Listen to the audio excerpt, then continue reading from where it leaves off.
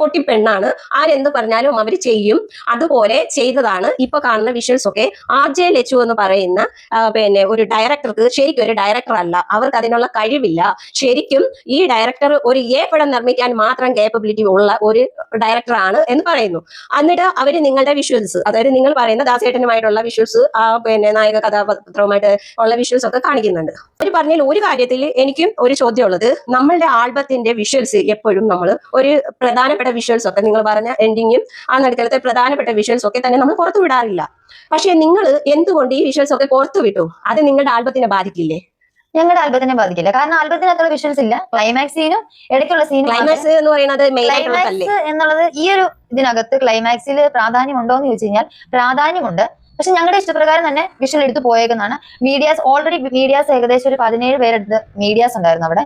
ആ മീഡിയാസിനെല്ലാം ഈ വിഷ്വൽസ് കിട്ടിയെന്ന് വെച്ച് കഴിഞ്ഞാൽ എല്ലാവരും അവിടെ ഉണ്ടായിരുന്നു. ക്ലൈമാക്സ് സീനായിരുന്നു, 6 മണിക്കാണ് സീൻ എടുത്തേക്കുന്നത് തന്നെ. പിന്നെ പറയാനുള്ളതെന്ന് വെച്ച് കഴിഞ്ഞാല് ആ വിഷ്വല് വിട്ടത് അത് നമുക്ക് തെറ്റില്ലാത്ത കാരണം കൊണ്ടാണല്ലോ നമ്മൾ വിട്ടേക്കുന്നത്. നമ്മുടെ ഭാഗത്ത് നമ്മൾ ഒളിമറയിൽ നടത്തുന്ന കാര്യങ്ങളല്ല ഇത്. നമുക്ക് നെഗറ്റീവ് കിട്ടുന്ന സാധനമാണ് നമ്മൾ വിടിയില്ല. അങ്ങനെ ഒരു സാധനം നമ്മൾ പുറത്തേക്ക് വിടില്ല. പിന്നെ വന്നേക്കുന്ന മറ്റേ ആ പാട്ട്, അത് ഇതിനോട് സംബന്ധിച്ചുള്ളതല്ല, പ്രൊമോഷന് വേണ്ടി ആർട്ടിസ്റ്റുകളുടെ ഇഷ്ടപ്രകാരം അവരെടുത്തേക്കുന്ന സാധനമാണ്. അതില് അവർക്ക് ഞാൻ അവരെ ഡയറക്ഷന് വിളിച്ചു എന്ന് പറഞ്ഞുകൊണ്ട് അവരെന്റെ അടിമയല്ല.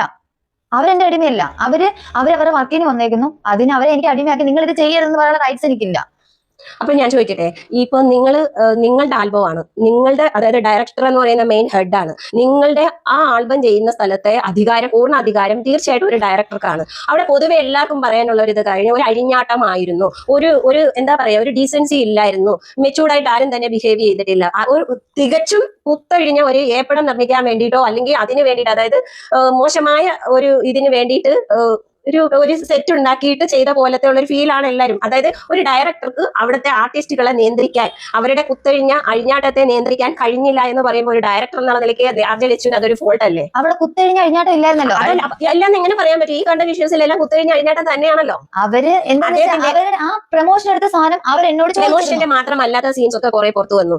അത് ഞാനൊരു കാര്യം ചോദിക്കട്ടെ, ഈ മീഡിയയിൽ നമ്മളെ പ്രൊമോഷനെ അറിയിക്കുന്നത് ഒന്നി നമ്മൾ ലാസ്റ്റ് അത് എടുത്ത് തീരാറാകുമ്പോൾ ഞങ്ങൾക്ക് ഇങ്ങനെയുള്ള സംഭവങ്ങളുണ്ട്, നിങ്ങൾ വരണം, ഞങ്ങൾക്ക് പ്രൊമോഷൻ വേണം എന്ന് പറയാം. അതല്ലെങ്കിൽ ഫസ്റ്റ് ടൈമിൽ വിളിച്ച് അവർക്ക് വേണ്ട നിങ്ങൾ ഒരു ഇന്റർവ്യൂ, ഇങ്ങനെയൊക്കെയുള്ള കാര്യങ്ങളാണ് പ്രൊമോഷനായിട്ട് പൊതുവെ എല്ലാവരും കാണുന്നത്. അല്ലെങ്കിൽ നല്ലൊരു വീഡിയോ പ്രൊമോഷനായിട്ട് പുറത്തിറക്കാറുണ്ട്. പക്ഷേ നിങ്ങളുടെ ഈ ചാനൽ, നിങ്ങളുടെ ഈ എന്താ പറയുക, ആൽബം തുടങ്ങിയ സമയം മുതൽ അവസാനിക്കുന്ന സമയം വരെ നിങ്ങളുടെ ടോയ്ലറ്റിൽ പോലും എന്താ പറയാ യൂട്യൂബ് ചാനൽസുകാരുണ്ടായിരുന്നു. അവർക്ക് ഓരോ ഇഞ്ച് ബൈ ഇഞ്ച് അവരത് പോസ്റ്റ് ചെയ്തിട്ടുണ്ട് പല മീഡിയയിലൂടെ. ഈ മീഡിയക്കാർ എങ്ങനെയാണ് ഇത് അറിഞ്ഞത്? ഒന്ന് ഡയറക്ടറായ RJ ലച്ചു പറയണം, അല്ലെങ്കിൽ നിങ്ങൾ അനുവാദം കൊടുക്കണമല്ലോ, അല്ലാതെ ഈ മീഡിയക്കാർക്ക് വരാൻ പറ്റില്ലല്ലോ. അത് നമ്മുടെ മന്ദാരച്ചേലിനകത്ത് കുറച്ച് മീഡിയാസ് ഉണ്ടായിരുന്നു. അവർ വലിയ പ്രശ്നങ്ങളൊന്നുമില്ല, നല്ല രീതിയിൽ തന്നെ നമുക്ക് പ്രൊമോഷൻ തന്നു, നെഗറ്റീവായിട്ട് ഒരു സംഭവം വന്നില്ല. പക്ഷെ ഈ പിന്നെ വന്നേക്കുന്ന മീഡിയാസ് ഒക്കെ എന്താ പറയാ, നമ്മുടെ ഒരു ഇതിൽ നിന്നുള്ള ആൾക്കാരല്ല. ചേച്ചിയുടെ പ്രൊമോഷൻ ഓൾറെഡി കൊടുത്തോണ്ടിരിക്കുന്ന ആൾക്കാരാണ്. അവരുടെ കാര്യങ്ങൾ ചോദിച്ചു, എന്നോട് വന്ന് ചോദിച്ചു, നല്ലതാണെന്നുണ്ടെങ്കിൽ വന്ന് പോട്ടെ എന്നുള്ള സംഭവത്തിന് നമ്മൾ കൊടുത്തു. എന്നിരുന്നാലും അവിടെ മീഡിയാസിനെ കൊണ്ട് ഞങ്ങളുടെ ഷൂട്ടിംഗ് സെറ്റിൽ ഞാൻ പറയുന്ന സീനുകളിൽ എനിക്ക് യാതൊരുവിധ ശല്യം ഉണ്ടായിട്ടില്ല. ഫുൾ സമയം ഷാപ്പിലെ സാധനം എടുത്തപ്പോൾ മീഡിയാസ് എല്ലാം പുറത്തായിരുന്നു. ആ ഒരു പ്രൊമോഷൻ സമയത്ത് മാത്രമേ ഉള്ളൂ മീഡിയാസ് അകത്ത് കയറിയത്. ഓക്കെ, അങ്ങനെ പറഞ്ഞാൽ അത് അംഗീകരിക്കാൻ പറ്റത്തില്ല. കാരണം നിങ്ങളുടെ വിഷ്വൽസ് ഇപ്പം ബെഡ്റൂം വിഷ്വൽസ് ഉണ്ട്. ആ വിഷ്വൽസ് നിങ്ങളുടെ ഷൂട്ടിംഗ് ഉള്ളിലല്ലേ നടക്കുന്നത്. അത് പുറത്തുള്ള മീഡിയാസിന്റെ കയ്യിൽ എങ്ങനെ കിട്ടി? അപ്പം അത് നിങ്ങൾ അതായത് ക്ലൈമാക്സ് അവരകത്തുണ്ടായിരുന്നു. അപ്പൊ പിന്നെ അതിനുള്ള പൂർണ്ണ സ്വാതന്ത്ര്യം RJ ലച്ചു കൊടുത്തതല്ലേ? തീർച്ചയായിട്ടും. തീർച്ചയായിട്ടും ആ സംഭവത്തില് വിഷ്വൽസ് എടുത്ത സമയത്ത് നമ്മുടെ മീഡിയാസ് എല്ലാ മീഡിയാസും അകത്തുണ്ടായിരുന്നു. അപ്പൊ നമുക്ക് ഈ വിഷ്വൽസ് ഒക്കെ പുറത്ത് വന്നതിന് നമുക്ക് അവരോട് എന്തായാലും ഈ ക്ലൈമാക്സ്, ഈ ഒരു ആൽബം ഇറങ്ങുന്ന സമയത്ത് വിഷ്വൽസ് എല്ലാവരും പുറത്ത് കാണാനുള്ള സാധനമാണ്, അടച്ചു വെക്കാനുള്ളല്ല. അന്നും നമ്മൾ ഈ സംഭവം തന്നെ കേൾക്കണ്ടേ?